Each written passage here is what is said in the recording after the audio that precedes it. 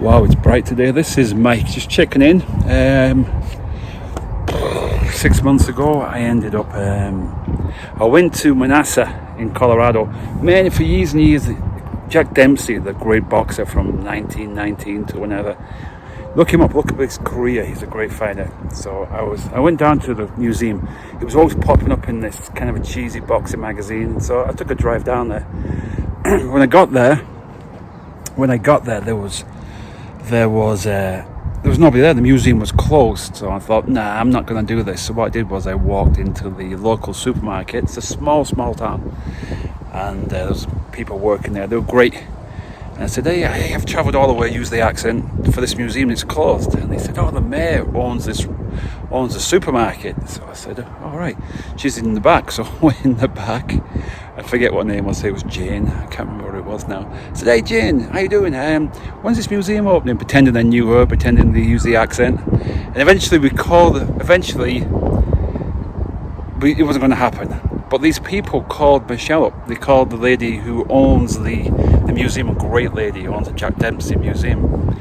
So she drove down, and just as I was leaving, she let us in. And so I have some pictures. They didn't turn out right, so I don't have a great deal of good footage from that time.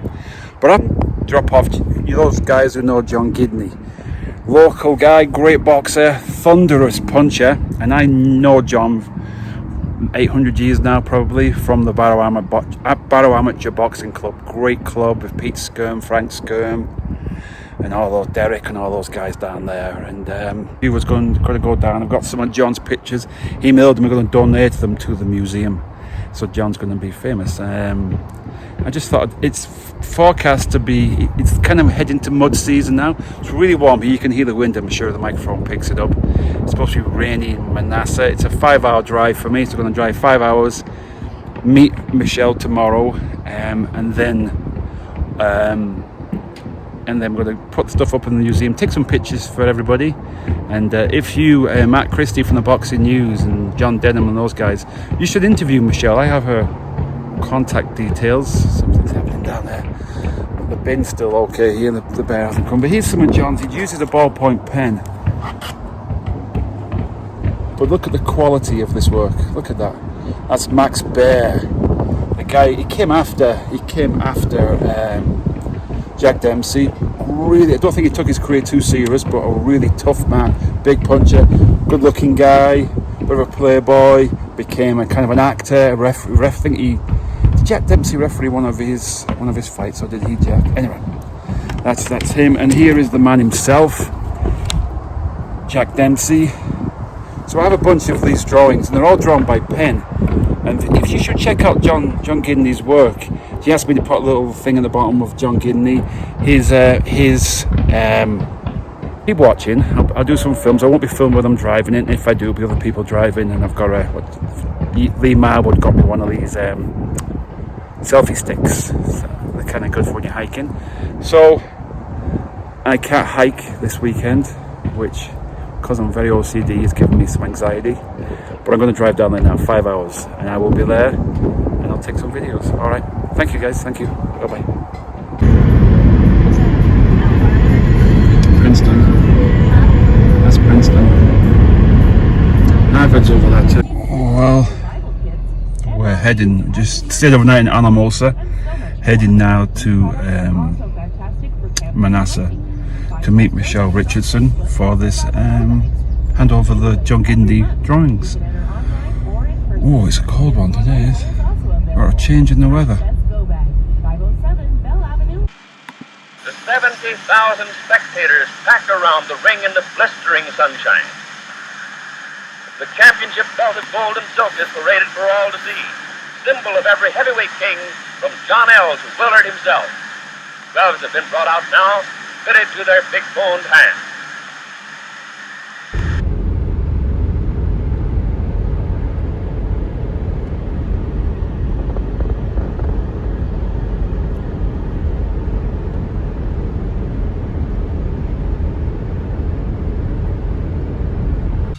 So we are here, and we're going to do the deal. Sounds like a weird thing. We're going to be there, okay? Here we go. The John Gidney pictures. If you need to get in touch with John, it's at Jerry Quarry on eBay. Ollie Picord calls Willard and Dempsey from their corners for instruction. Now you can see what a difference there is in their size. Though a great athlete, the bronze challenger seems almost puny next to the giant he's about to fight.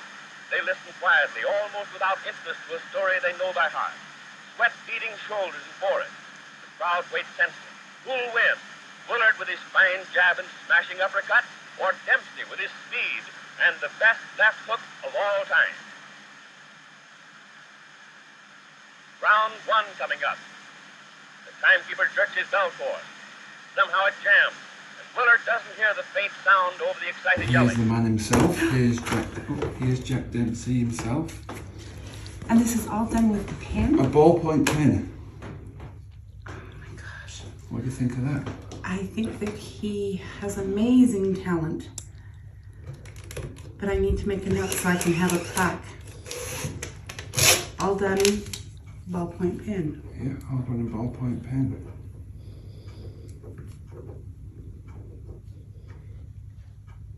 John Keane is his name. That's Awesome. That's Dempsey in his prime. Do you want to see another one? There's Henry I forgot what I looked like in my prime. There's Henry Did I have a Armstrong. prime? He Now, was I the don't welter. know him. He was world featherweight champion, lightweight champion, and welterweight champion all at the same time. And he also drew for the middleweight title.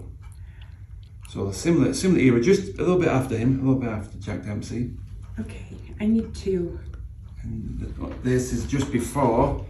That's Jack Johnson, the first black heavyweight champion. And he's the one that fought Jess Willard. Yes, that's the one. So Jess Willard took the title from him, and then Dempsey took it from him. Right. So there he is, yeah. And these are post Dempsey. Jack Yes. Johnson is before. Pre and these post. He could have been something, but he was like a kind of a playboy. He's a good-looking guy. He was a playboy, Yeah.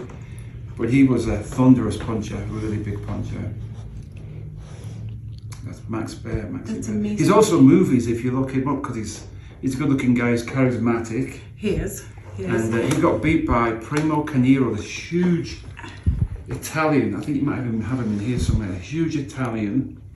I don't know that I have him. His fights were fixed, but then he clowned around so much that Primo Canero was the biggest guy ever, and he lost his title kind of because he didn't take it serious.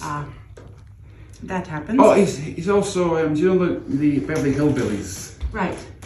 Jed Clampett, the young boy. Mm-hmm. That's his brother's son, or maybe it's his son. I can't remember. His son. Jed Yeah. Clampett was the dad. What No, was I'm it? talking about this. Max Baer is Yeah. his dad in real life. The Right, actor's dad. right, So yeah, right. I think it might have been Max. It might have been Jethro's yeah, dad. that's it. It might be. He's very, he reminds me somewhat of Clark Gable, Yep. a little bit. But in one of the movies that I've watched here, Dempsey, they said that Clark Gable was fashioned after Jack Dempsey. Oh, it was.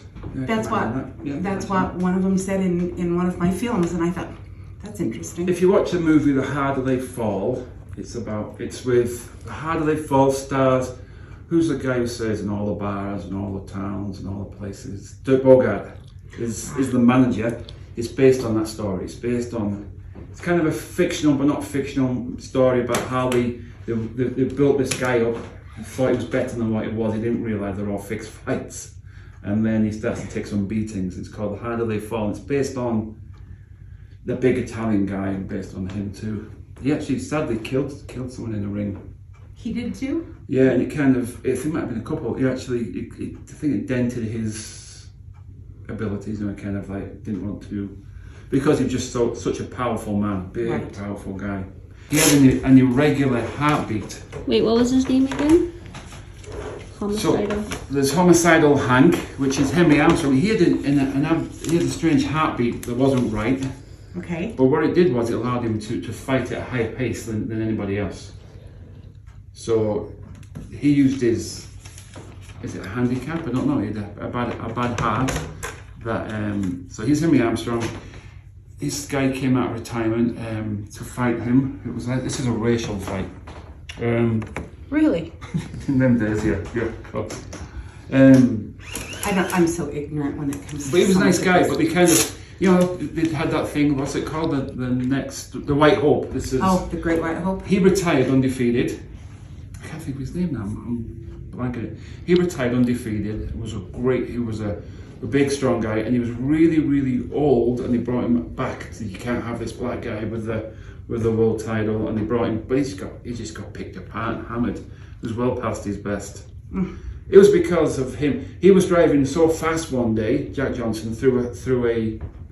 Because that's what killed him in the end, driving too fast. He actually crashed his car. But he was driving so fast, the police pulled him over for speeding. It's a $50 ticket back in the early 900s. $50, so we gave him $100. So what's this for? He goes, I'm coming back this way again. So that was his story. There you go. That's pretty clever. Okay, he's the only one I wouldn't remember because I've never heard of him before. Well, you should check All the him rest out. of You these should check him have. out. He's special. 3-weight world champion, but if you think about it, he was featherweight, lightweight, and welterweight. If you filled in those gaps, he could have been nowadays super featherweight, super lightweight, and light middleweight. So 1, 2, 3, 4, 5, 6, 7, and he drew for the middleweight crown. He's only a small guy. So featherweight drew, 126-pound man drew for the 160-pound title. So this guy was special. Henry Armstrong, This guy. good fighter. And you called him Homicidal Hank. I think it's because he just didn't stop throwing punches. I'm trying to think of maybe a bit like Manny Pacquiao is now. The Filipino kind of just when he was at his peak, just kind of throwing punches. Like the way I write notes to myself. Sure. I have a man here in town that makes the little gold plaques. Sure. And I will have their name put on a plaque and put somewhere. Not to take away from this, or maybe put this on with the name. Sure. So that it's I just read quick. Affixed. John's kind of a shy guy, and super nice guy. super talented. Very talented. Nice guys. Oh my gosh. He's a boxer himself. He's got big hands. He's a boxer. I mean, he's retired now, but when I was going down the gym, he used to destroy the punch bags. He was a big puncher. There you go, John. Is he who we sent the hat for? Yes, and he's got the hat and he loves it. Yes. Awesome. So and the t-shirts in the t-shirt, the hat, and the shot glass. I put it all in the package. I mailed it to him.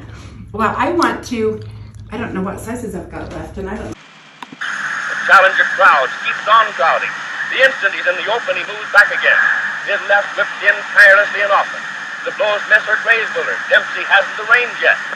Jess holds whenever he can, but that's Jack's meat. Nobody's strong enough to tie him up for long. Trying to hit him is like trying to hit a sunbeam that moves away. Dempsey's hands are in motion all the time.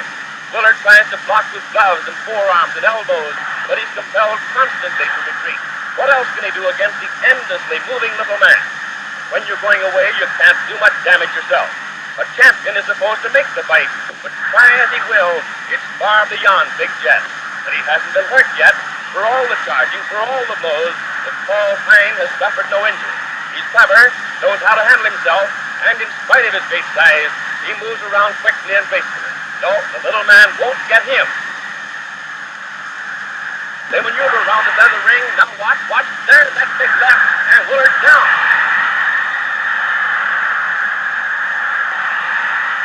Up, sure he's up. Dempsey heard him along the rope, beating away with both hands. There's that left again, and Willard's on the floor for the second time. The champion's dazed, groggy, but he's game. He's up again. The fist rubbing on him. And down he goes. Falls along the floor like a wounded animal, crouching with his back half turned as he arrives. The baller overwhelms him with hysterical bursts of fury that sends him to the floor for the fourth time. Dempsey stands over the stricken man, his fist back. The instant Willard knees are off the floor, Jack at him again. Chest is wide open, he has absolutely no defense. And he hits the deck again. Courage, just plain courage, instinct, whatever it is, flings him primed and staggering up to his feet.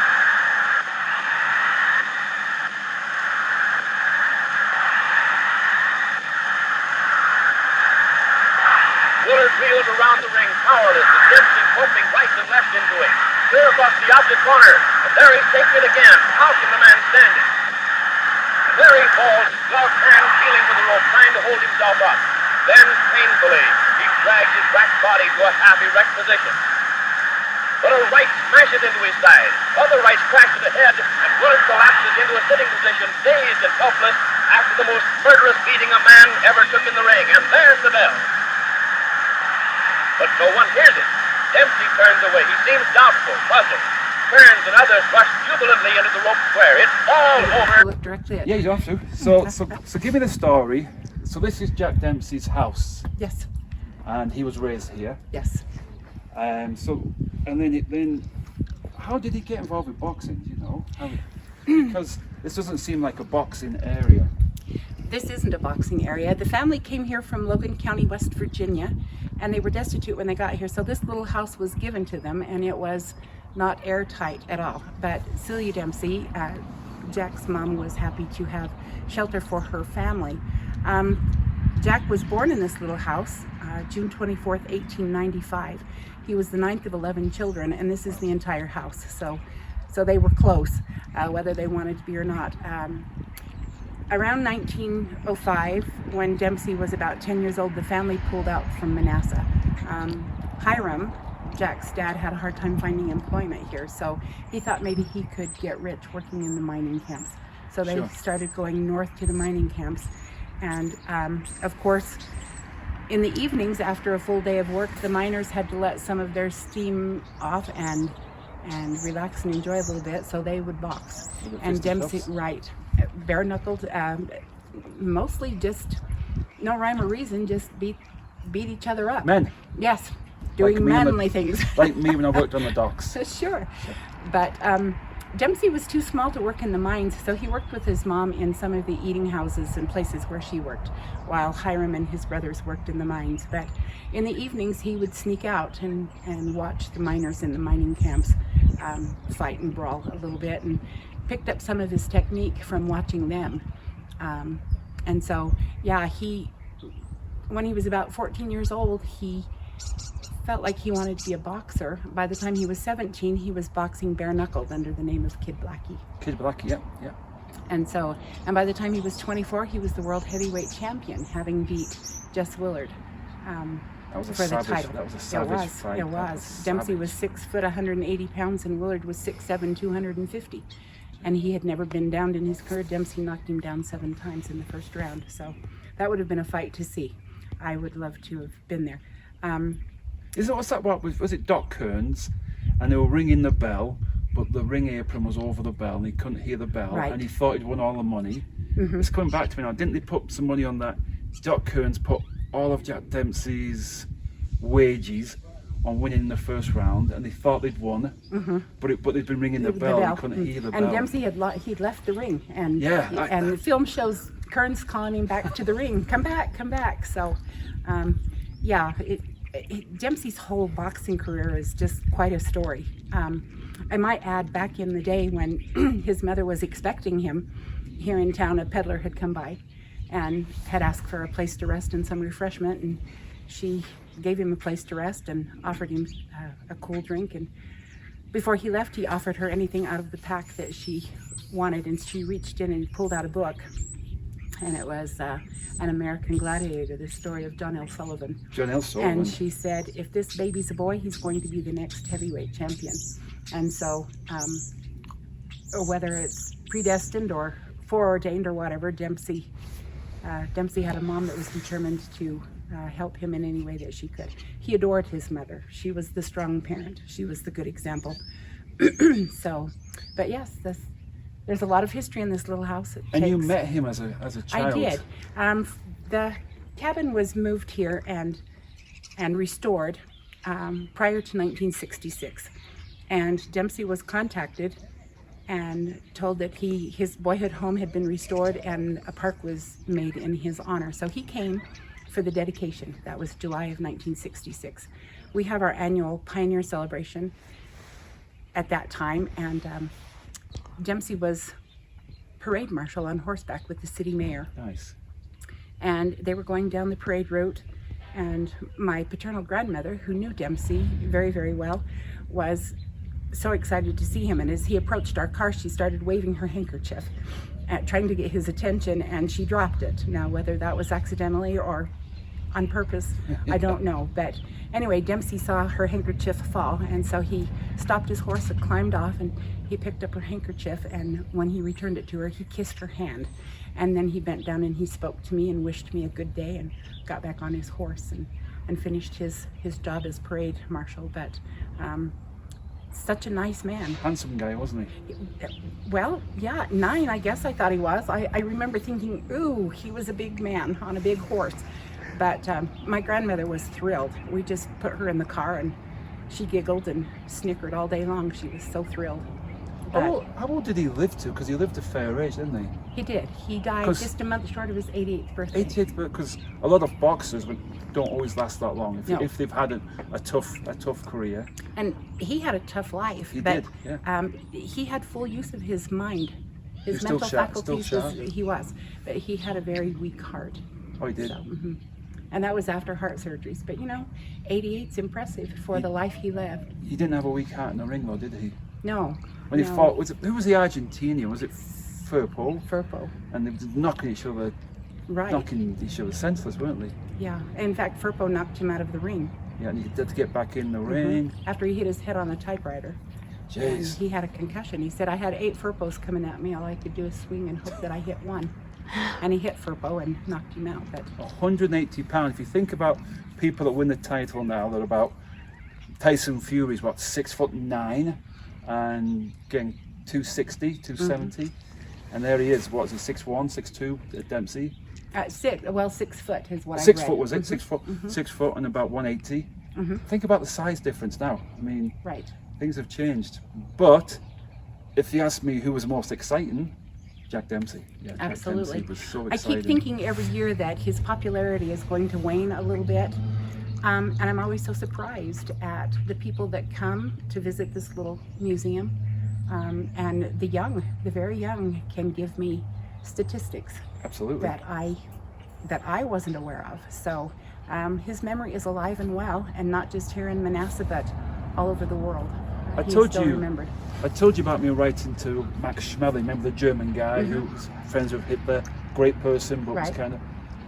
in his book, he said, because if you get a picture of them side to side, they look similar. Right. And I've thought, well, they look kind of...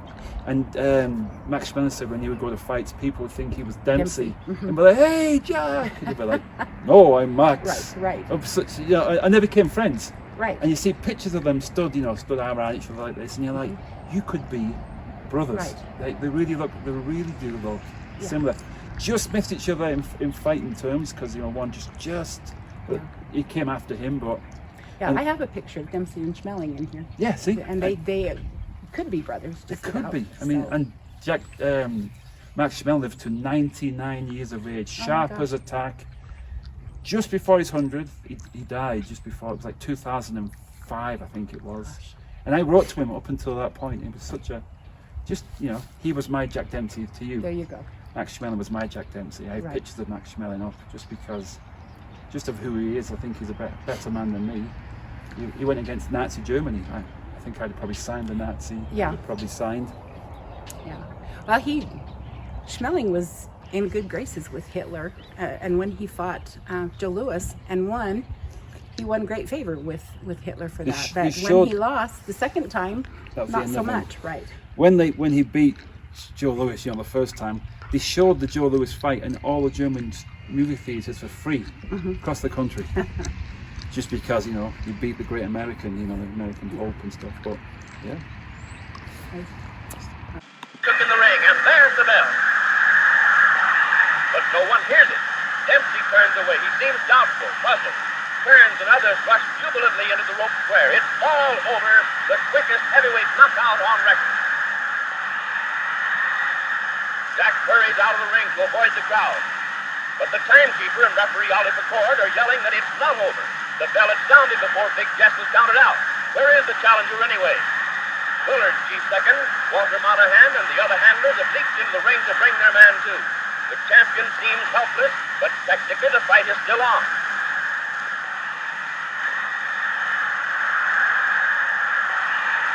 Doc Burns rushes to the rope. Jack, hey Dempsey, come back, come back. Okay, so I came all the way to Manassa. I'm just out by the... I'm going to steal some apples from Jack Dempsey's apple tree. I am just stealing more apples from Jack Dempsey's tree. I'll tell you something, they're tasting good. I hope I don't get in trouble. I don't know what the rules are around here. But I'll tell you something, these apples, I am going to be eating a lot of them today. I might even take some, if I find a mountain to climb on our way back. I may even, if I can find a... Oh man, I thought they'd be like crab apples. You know, we used to go crab appling and steal the apples from people's yards. They're not though. These would be perfect size for me to go up a mountain. Oh my word, I'm such a nerd. Alright, time to go on. I'll show you what it's like. There we go guys, on the way back you can see how flat it is, but we're surrounded by mountains. This, if Bob Ross was alive, this would be his happy clouds. Is it his happy clouds, happy mistakes, happy trees? Not a lot of happy trees, but I am heading to a forest. I'm going to take a look at a forest. I'm going to drive through those mountains. I want to just, on the way back, I want to just take a look and see what's around here. Really, really flat, not what I'm used to. Apart from those mountains in the distance, lots of farming here. I can see alfalfa, sheep farming, cattle farming, ranching, not farming. But what a beautiful area. I mean, look at this, it's gorgeous. And Bob Ross, if you were still alive, big guy, you would be painting your happy trees and your happy clouds. Can you see the clouds sitting right above the mountains? Turn right onto State Highway 37. You turn right onto State Highway 37. I'm sorry. There we go. Just to get things even going. I bet you Michelle's watching this now and saying, Michelle from the museum, and she's saying, I know exactly where they're going. We're going to just turn around here. It's harvest time, you know, it's October, so everybody's, you know, getting themselves ready for the harvest time. Which again is just worth a drive out looking at the farmers working away, getting the crop ready for harvesting. What's this got to do with Jack Dempsey? I don't know, because he was more of a miner guy, wasn't he? He fought in the mining pits, was a hobo, was going from travelling on the trains, picking fights. 6 foot 180, and he was classed as a big man. And if he was fighting today, he would probably have to move down to the light heavyweights and maybe move to the cruiserweights. Would still be a fearsome fellow, though, still be a fearsome guy. Look at this.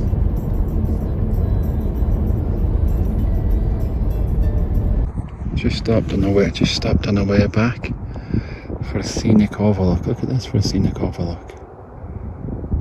This is by Wolf Creek. Look at that. You wouldn't want to fall down there, would you?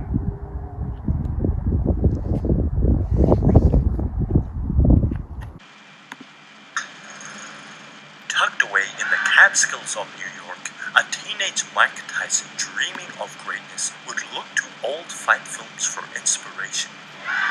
The young historian studied and learned from the champions of the past, and no fighter had a greater influence on the young Tyson than Jack Dempsey.